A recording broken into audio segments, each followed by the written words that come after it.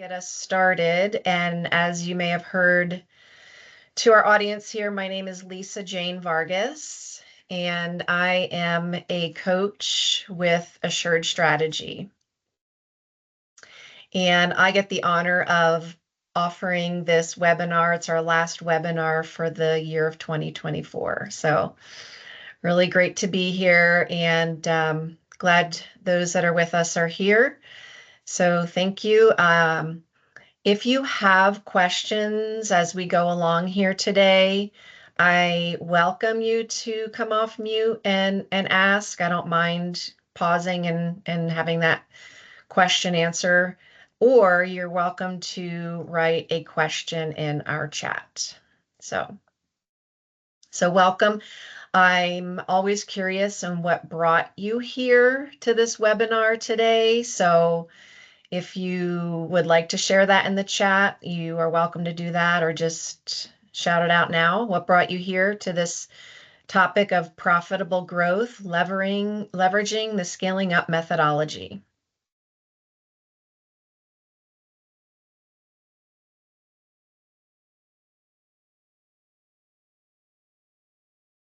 So let's talk about that for a second. Growth in your organization, growth in your company. Is it profitable? Is it not profitable? What does profitable growth mean to you? Just asking that rhetorically. You can answer that on your own, in your own mind. And today, around this topic, we're going to focus primarily on the model of scaling up, which is, brought to us by these books from Vern Harnish. So if you are familiar with them, fantastic. But they are an integral part of the model that we teach at Assured Strategy. And these books are so valuable that we really do teach what they offer, and it will help you and your organizations and colleagues attain profitable growth if you work it. So the first book about mastering the Rockefeller habits, I'm actually going to touch a little bit on those today. If you aren't familiar with that or haven't read that book, highly recommend that first book that Vern Harnish published. He then wrote Mastering the Rockefeller Habits 2.0 in the form of the Scaling Up. So how few companies make it, why, and why some don't. And so the Scaling Up model consists of 4 main decisions that every company should be really focusing on and working on and executing in their company to scale. So we're going to touch on a little bit of that today as well. It looks like Mastering the Rockefeller Habits, there is a new version that came out after the first. And then the latest book is Start to Scale. And this is for secrets to starting and scaling any size organization. I just got my copy, and it's a smaller book, whereas the Scaling Up book is a little more, I'm going to say technical, but tells you exactly what to do. And we're here to help our clients and organizations implement this model in growing their businesses. And I've worked with Assured Strategy now for about 2.5 years and got to work with many clients and companies that have really significantly changed in their profitable growth. So we have one client who a couple of years ago is when our organization started working with them, and the CEO thought they were in a really great position because they had 4% profitability and all this revenue. So the revenue is what they were focusing on instead of the profitability. Today, they're about 24% profitability and very strong in their cash, which has allowed them now over probably a good 3-year period of implementing the scaling up model. but has allowed them now to buy another company. So I'll be touching on how they did that throughout the presentation here today. So welcome to those that are just joining us. All right, so those were some of the foundational books that we use. Did somebody have a question?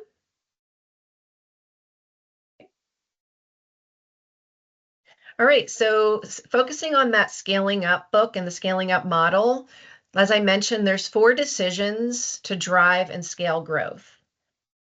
So the people decision is about creating culture and accountability. So how can we have a harmonious, cohesive, thriving culture in our organization through accountability and so I'm going to touch on a little bit of these today because a topic by itself is a whole module or a whole training or retreats, but I'm going to touch on a little bit of each one of these decisions here today about culture and accountability. Strategy is about the decisions that we make to grow our businesses, create strong top-line revenue growth, create profitability. And then we also have execution decisions to make. How do we then convert that revenue into efficiently into profit by focusing on the processes of our organization and executing on our strategy? And then fourth, we have the decision, the cash decision, which is really the oxygen of our organization. And when we have options around cash, we can make better decisions to scale and grow. We also do, by the way, we have webinars that are and conversations on our YouTube channel that addresses these various topics if you want more in depth to each one. All right, so I'm just going to touch a little bit on the idea around strategy, well, these 4 decisions and how they apply to leaders and business owners, CEOs. So in the process of strategy, we focus on the core concepts. And one of those is called the BHAG, the Big Hairy Audacious Goal. So as you can see, the Big Hairy Audacious Goal is like way out in the range of the mountains there, very not super visible, but you can see it, right? So a BHAG is a goal that you want to set for your organization that is typically 10, 20, 30 years out. Sometimes it's so far out there, like it might be hard to imagine, but that's really where we want to go. So if we want to get to that mountain range way back in that background to our BHAG, and that's going to take 10, 20, 30 years, well, where do we need to start before that? So in this idea of a 1-page strategic plan, which I'm going to show you in a few minutes, we chart this out. Okay, so it's kind of like charting out your travel to that BHAG, your path, your where are we going and to get to that BHAG.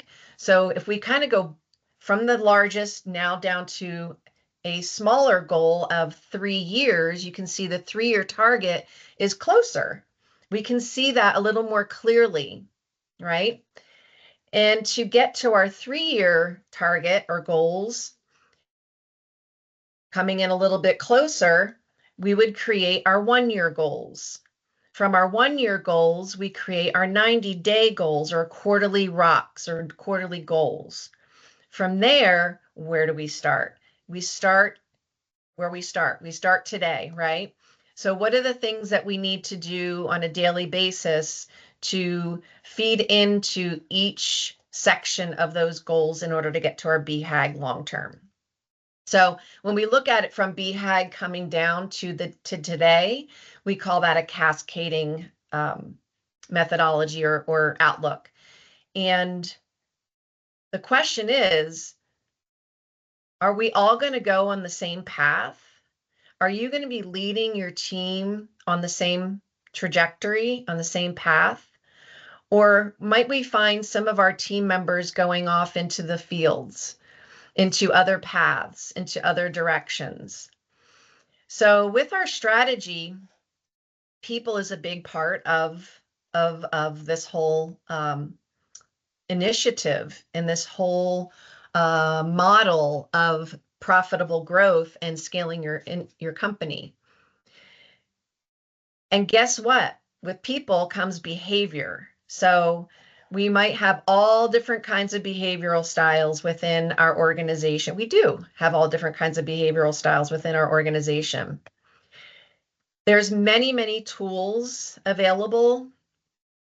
One of the tools that we use primarily when we initially meet with our clients is called the Advanced Insight tool. So it's an assessment that provides our teams, our clients, ourselves, 3 different indexes that share about our behavioral styles, our motivators, the things that drive our behavior, and then our attributes index, which gives us some idea and perspective on how we interpret the world, interpret ourselves, and how we kind of collect data and interpret that in our own minds.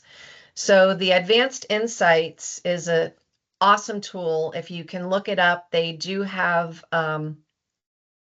options where you can buy to do the assessment. We offer them for our clients. It's standard part of our agreements.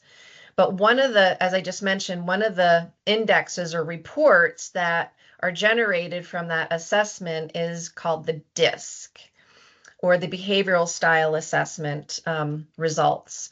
And so we get to look at behavior. We get to know ourselves better. How am I showing up as a leader? How am I showing up as a CEO, as a coworker, as a team member? And once we start to create awareness of ourselves and get more consciousness, then we can start building that culture of accountability and a culture if we don't have one. So we get to look at the things within ourselves. And the DISC simply means D is for decisive, I is for interactive, S is for stabilizing, and C is for cautious. And within the context of this report, we dive more deeply into what those styles mean. And when we have a team and we get to use this, we get to see our strengths and weaknesses. We all have them. You know, where am I strong in my behavioral style?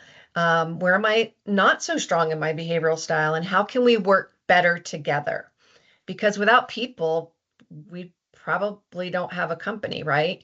So this is, I think, a super important tool for anyone to consider as part of your growth strategy. Now, with people, sometimes comes drama. And I'm just going to touch on this today, but this is a really great tool for us to consider when we're working with our teams. So it's called the triangle, and it's actually a tool that comes from psychology, and we crafted it to speak to our clients, and we call it the triangle. Now, when we have when we get to know each other's styles and what motivates us, we can start building trust. I mean, that's ideally what we want. However, when we start talking about strengths and weaknesses, a natural thing that can happen is defense mechanisms can show up. And when defense mechanisms show up, sometimes we just automatically, unconsciously show up in a role in the red here, in the inside of this triangle. And again, guys, I'm going to do really super high level. And if you want more of this, we can talk after the presentation today, and we can talk about, maybe having a conversation about these things in more depth. But what happens is if we feel like we're being criticized, condemned, or judged, or when we criticize, condemn, or judge, okay, so it can go both ways. These roles in the red show up probably without us even knowing it half the time, right? But so when we teach this, we're bringing awareness to us being in these roles, and we have them in red because they're not healthy for us as a team if we want to see results and grow. So victim role is the role that says, poor me, I don't deserve this. Rescuer is the role that says, I'll take that on, you don't even have to ask me, I'll do it for you, right? And then the persecutor role is the one that's kind of usually the pointing kind of image is what you're seeing, accusatory, blaming, it's all your fault, right? When we talk with teams about this model, everybody relates to it, right? Because we can see ourselves in these roles probably all the time. Now we know, oh, okay, are we in the red or do I want to be in the green? So you see the green roles are kind of the flip or the opposite of the ones in the red. And the way we can help ourselves and each other get out of those red roles, let's call them, is by being curious and asking questions of each other. And this sometimes involves being vulnerable. It also sometimes is about having trust, right? So I'm going to talk a little bit later on about where that kind of ties into part of the model around the 5 dysfunctions of a team. So anyway, by asking curiosity questions, we can, instead of then being in a victim role, flip more into a creator thriver. How can I be empowered in a healthy way to do something different, make a change, do something, that's not going to be in a victim role. Instead of a rescuer, how can I be a coach? Instead of taking that on for you, how can I ask you, are you frustrated with something? What support do you need right now so that you can do this, right? And then the flip of the persecutor is about being the challenger. I'm going to hold you accountable in a respectful way. So it's not shaming and blaming. Okay. So anyway, I hope that's helpful and that you resonate with that a little bit, because this drama triangle is alive and well in every relationship, organization. Let me just kind of highlight real quick here, because we're talking about profitable growth and we need to rely on our people, right, to help us with the profitable growth. And there can be drama and gossip, which can be very toxic, that happens in organizations. And that's usually when people are in the victim seeking out rescuers. Okay. So just keep that in mind. That's usually the gossip flow right there. All right. So I'm not going to spend much more time on that, but I could probably do a whole presentation on that. But I wanted to bring that up because it can be detrimental and affect leaders. It can affect teams, and it can affect ultimately the results that you see and the growth that you're wanting in your organization. All right. So strategy is not a lengthy action plan. It is the evolution of a central idea through continually changing circumstances, right? So everything is always changing. It's a central idea through continually changing circumstances. What's one thing that changes all the time? I just talked about it. It's our people, right? It's how are we being accountable to each other, or how are we holding each other accountable? So that's by Jack Welch. And then by David Chavez, who's the CEO and owner of Assured Strategy, he says, don't fall in love with your path, fall in love with your destination. So through changing circumstances, where are we going? Where's that beehive? Where are we heading to? And how are we going to get everybody walking the same path? So strategy is the creation of a unique and valuable position involving a different set of activities. And this is Michael Porter from Michael Porter. So he's another significant strategic thinker, author. And he also says that we need to make trade-offs when we think about strategy. So we need to be unique. What kind of position are we going to hold in the marketplace to be different? What are the trade-offs that we're going to decide on? What are we going to do and not do so that we can stay true to who we are and be the one in the marketplace that stands out, that holds that valuable position? And then we need to create a fit, right? Strategy involves creating a fit among the company's activities. So is this department and this department and this department, this line of service, does this line of service make sense to begin for us to continue to grow and scale? Or should we stay within the one thing we're doing and do it well and grow it? You know, I mean, so those are some of the decisions that we need to make around strategy. However, strategy is not operational effectiveness. And I've heard this through many conversations and clients that we've worked with, that strategy is about operational effectiveness, right? Actually, they're two separate things. So strategy is the creation, the thought processes, and the execution is about the operational effectiveness of the strategy. Okay, but it is not strategy. Operational effectiveness is not strategy. So the other thing we want to think about is, what do you think about competition, right? So we want to take a look at our competition. Where do we stand in the marketplace? And these are some of the questions that we ask when we go through a strategic process. Are we competing to be the best, or are we competing to be unique? So that's a good question for yourself, right? Some of us are very competitive and we want to be the best. We also want to be unique. But what Michael Porter is saying is, don't worry about competing to be the best, compete to be unique. Find the path that works for you and your company and strategize around it. So big picture, what is strategy? I want to note there's a really good Harvard Business Review article around this. If you just Google it, you'll see it.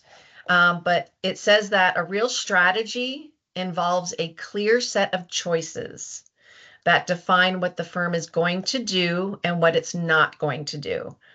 So are you going to be the best, or are you going to be unique? Are you going to stay in your lane and do this really, really well? Or are you going to be, you know, casting the net wide and trying to be all things to all people?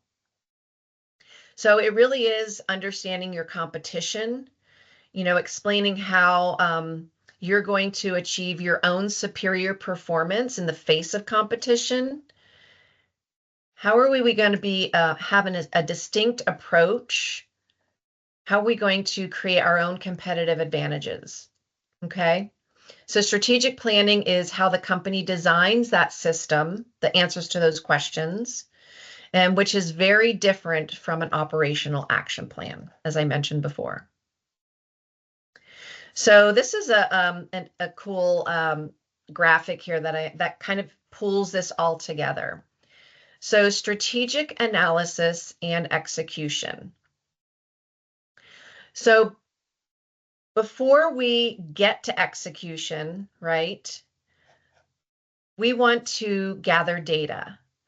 Many companies guess, like, And I actually was in an organization many years ago where we created our strategic plans, and there was no data provided for us to create our strategic plans for our territory, our department. So we really did guess or imagine a certain percentage of growth. So say it was like 20%. So yeah, we want to have 20% growth in this area of the business. But what we really need to do is dig. We need to excavate. We need to find out what the industry is doing. Analyze the industry. This is our external data collection, if you will. So what is the data that I need to have to help me strategize? Okay.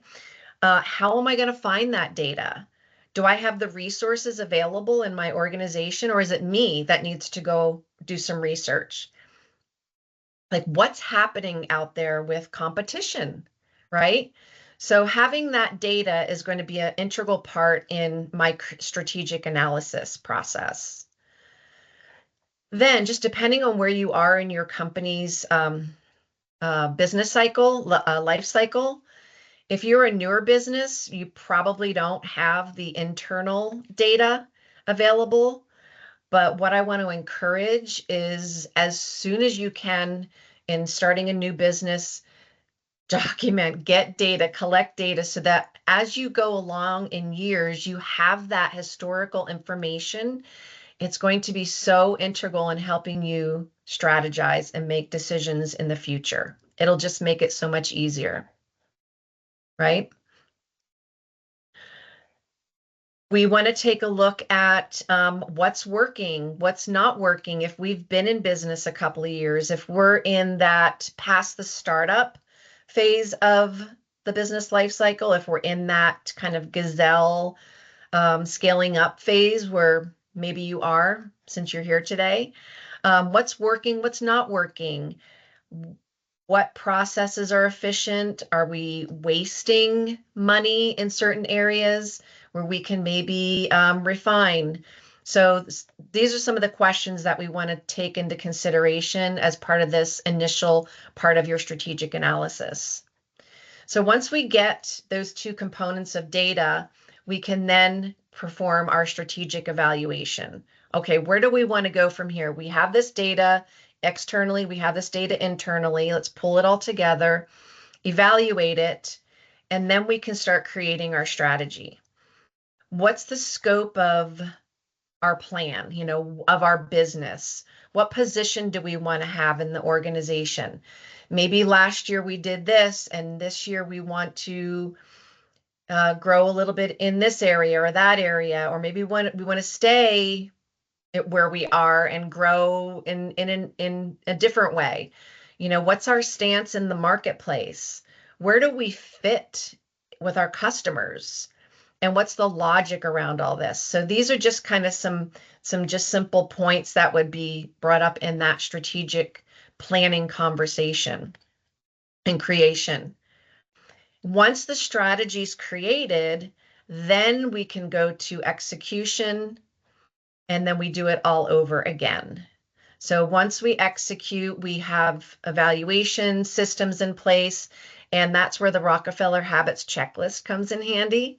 And some of the different habits within that checklist are really helpful in us evaluating our processes and the execution of what we do so that we can go back in and feed that data now into our next year of data for having more refined information analysis so that we can be smarter and smarter and smarter as the years go on. All right. Leverage your strategy to create profits, excuse me. Part of the strategy that we're going to, the checklist that I'm going to talk to you about, one of the ways that we can leverage strategy in creating profits is to have what we call start, stop, keep conversations. And I'm just going to kind of touch on this high level, but it's an excellent tool to gather information. So this is part of the Rockefeller Habits checklist as well, where you would have conversations with your employees. Okay. And again, this feeds into the data, the internal data of that last slide that I just showed. This feeds into that data for what we need to start, stop, and keep doing to be effective. Asking your employees, what what do we need to start doing? What do we need to stop doing? Do we have waste anywhere that you can tell us about that maybe we can take a look at that's going to affect our bottom line? So the insights of your employees are super helpful. We can talk about them in our executive team meetings, make decisions from there. And there's processes to execute that start, stop, keep as well, and also asking for feedback and doing feedback loops. So let me go back to the strategy for a moment. One of the tools I mentioned earlier is that, remember, with the BHAG, with the mountain ranges, that kind of overlays on this one-page strategic plan, which is from the Scaling Up book as well. So when we have our strategic planning sessions, this is kind of like the document, the tool that we will work with forever and ever. There's three components of this one-page strategic plan. We have what we call the core, and the executive team is the team that works on this one-page strategic plan, okay? What gets communicated down into the director, middle manager levels is the vision summary, which are components of the one-page strategic plan, so they don't get all of this data. But as an executive team, if you're an executive on the call, these are the things that we would focus on creating. If they're not created, this is part of your strategic planning. What are your core values?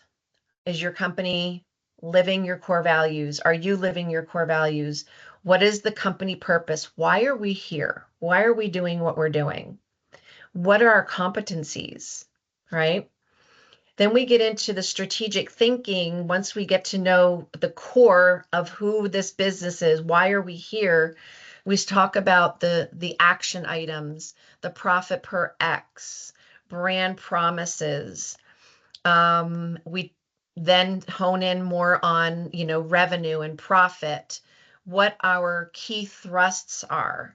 Okay, so we're going from creating the BHAG, going from the BHAG into that cascade of the strategic thinking in the blue. Okay, so we go from the gray to the blue, and then the yellow is execution planning. The financials are a part of the execution planning, quarterly rocks, critical numbers, key performance indicators, going from department level all the way down to individual level.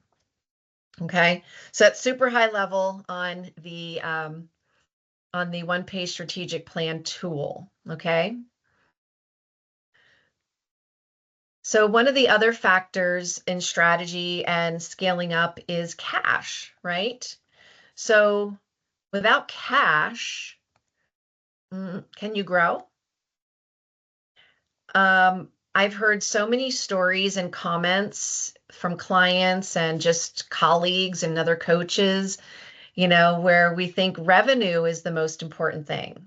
And it is, but it's also about profitability. Profitability, growth and profitability equal liquidity. Liquidity is the basis of growth and profitability. So liquidity is about having cash, right? So the example I told you earlier about the company that we worked with that thought they were all great, with all this revenue and 4% profitability. Well, after a couple of years of implementing the Rockefeller Habits Checklist, which is really like the CEO job description, attending to the people, the strategy, the execution, and cash issues, and it takes time. you know, 1 to 3 years has seen a swing in that profitability from 4% to 24%, where they were able now to buy another company. So from a cash perspective, I mean, this is a whole other topic, and we do have webinars on this. We want to make sure that liquidity is a priority. Having cash is a priority, because once we have cash, we're able to grow. And when we're able to grow, we're able to profit. Okay. Real simple model, simple concept, but I wanted to at least give you a visual and a little conversation around that. So once you build the foundation of liquidity, it allows you to grow. Okay. And then you can start creating this momentum, almost like a flywheel concept, but a circle of momentum of liquidity, growth, profitability. When we're profitable, we can put more, we have more cash to do more growth, to be more profitable. Okay. In a perfect world, right? And we also have people stuff in there. So attending to the people is an important piece as well, as I mentioned earlier. Okay.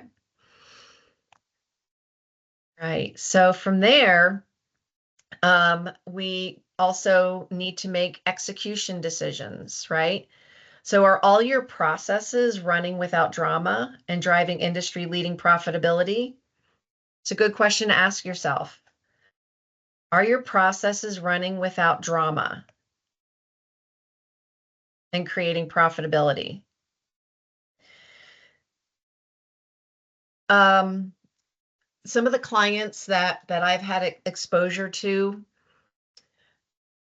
and stories I've heard have done really well. They might be a startup organization and have found their position in the market, did their homework, created their strategy, and just took off and have grown so fast within a year or two, hiring people, but the infrastructure of the processes and the systems couldn't keep up with that growth.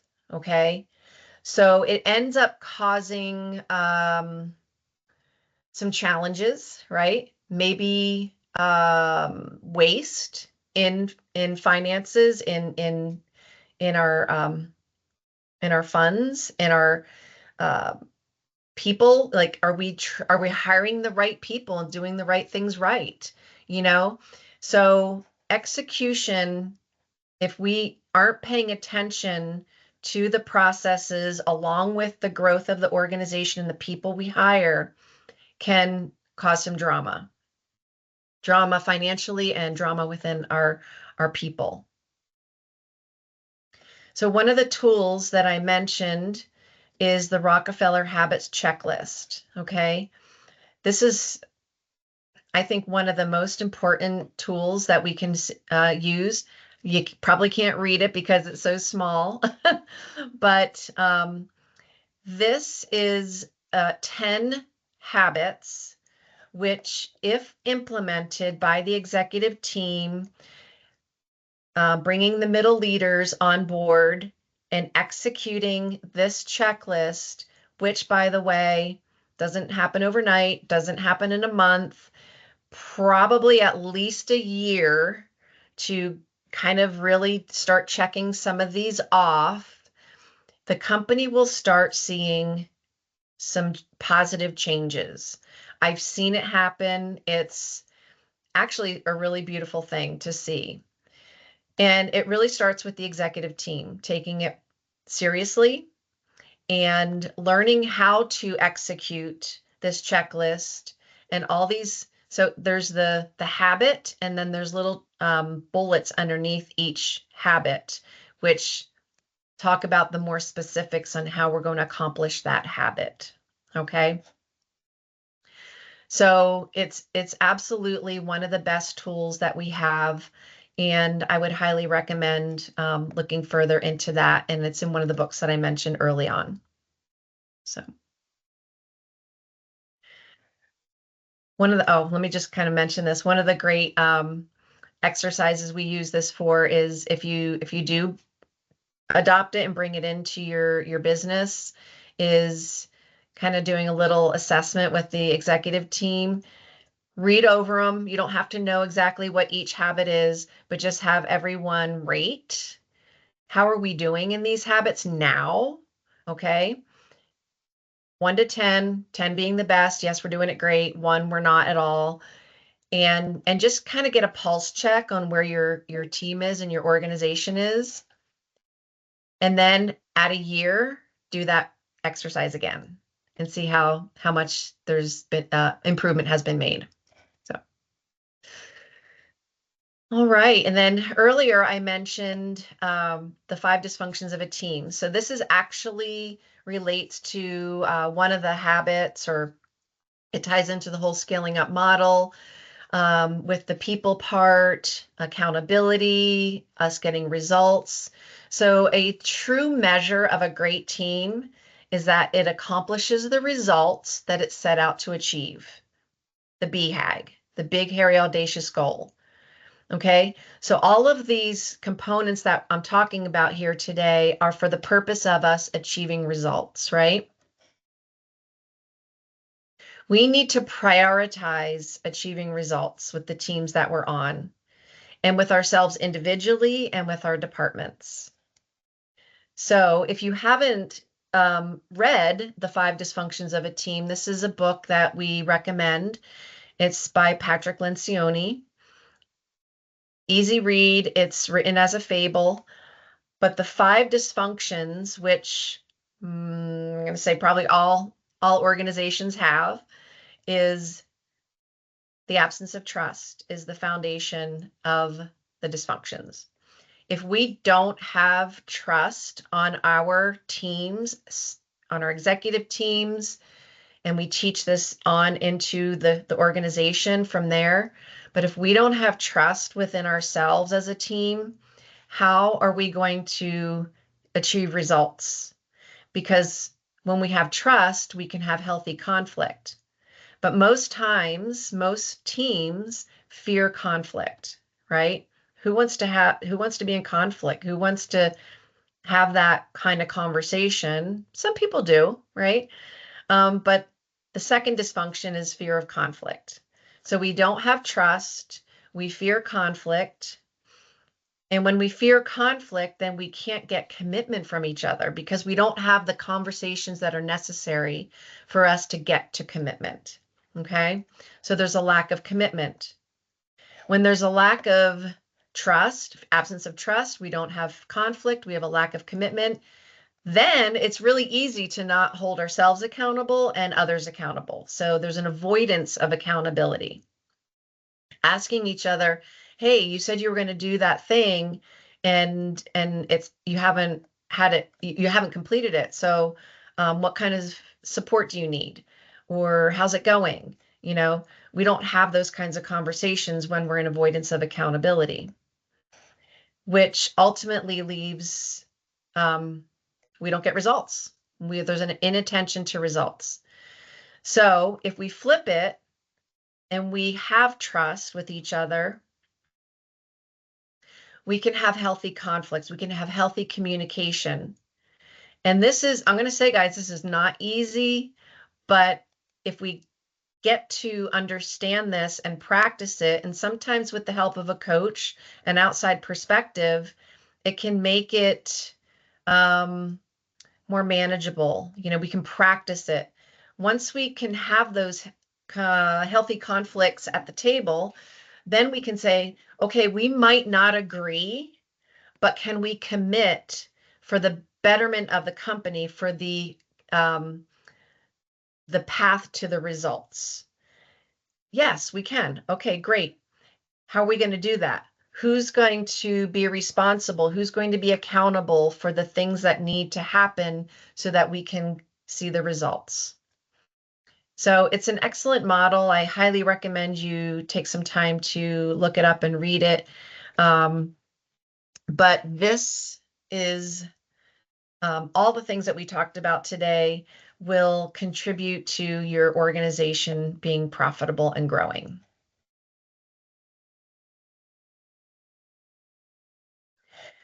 So I'm going to pause for a second. I threw a lot of different pieces of scaling up at you guys here today.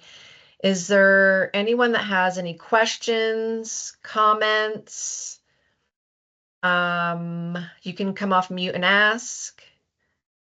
And I'm going to ask Violaine, our wonderful assistant here today, if there's any questions in the chat that she can repeat back to me. We do not have Okay. anything in the chat. Okay, thank you. All right. So with that, I'd love to extend the offer of a couple of the services that I mentioned today that could be helpful if you're interested. We have a business valuation offer. We can offer you a complimentary coaching session. I'd be happy to do that with you. The DISC assessment, which is the behavioral assessment tool that I mentioned early on today. We can do a complimentary assessment and debrief on that. And then we also have a meeting evaluation, and you can use the QR codes from that. So with the 4 decisions of scaling up around people, strategy, execution, and cash, we touched a little bit on each of those today from the scaling up methodology. There's so much more that we could talk about. And I want to encourage you to take a look at the books that I mentioned early on, the Scaling Up books, the Rockefeller Habits books, and to reach out to us here at Assured Strategy if we can help you walk alongside you on this scaling and growth journey to create profitability for your organization. And paying attention to those 4 aspects, those 4 decisions that need to be made, and all the different components around them. I have no doubt you'll be able to be to see profitable growth in your organization. I've seen this work in all of our clients. It does take dedication, it does take commitment and teamwork, absolutely. So, but it can be done, and we've seen great success with the clients that we've worked with. So, all right. So here's my email address, which you can jot down, take a picture of if you'd like to reach out to me afterwards.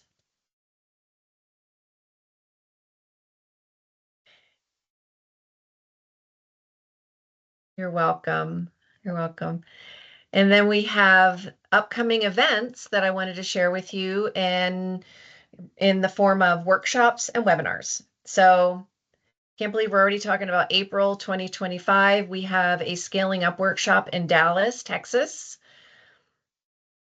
And in May in Boston, we have a workshop around leading in today's VUCA world. And then we have some webinars coming up in January, The Art of Raising Capital, Mastering Executive Efficiency, Harnessing Your Calendar and To-Do List as Shields. And then in February, Unlocking Your Business's Cash Potential. So, well, I ended a little bit early today, and so you have a 10 minutes back in your day to work on your profitable growth. And please reach out to us if you have any questions or comments. So thank you everyone for showing up today.